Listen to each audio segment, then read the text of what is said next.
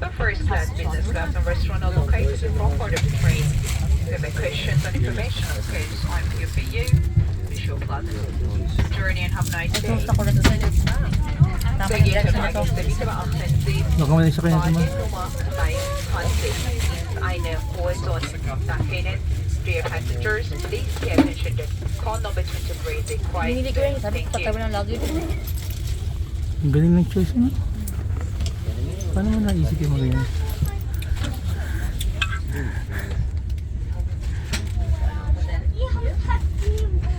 We're traveling at 40 kilometers per hour.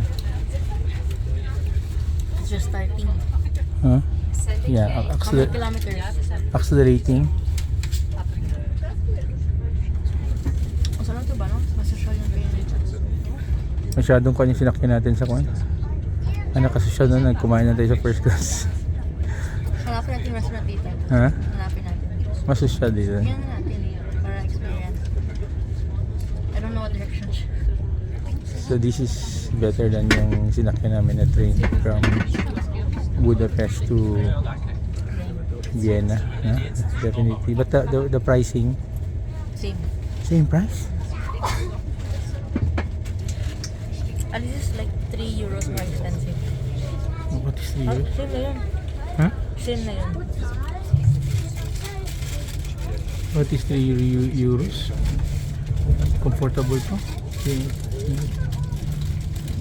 Mas bagaw yung train. Wala ko pang katabi. Chill.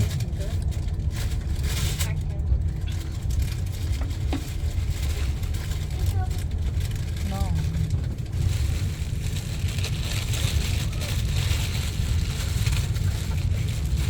We're leaving Vienna. Yeah. I'm bound for Prague, Czech Republic.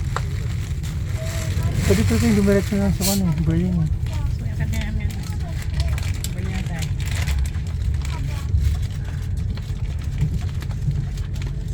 This train is still... Maganda ang Prague sa Berlin. Talaga.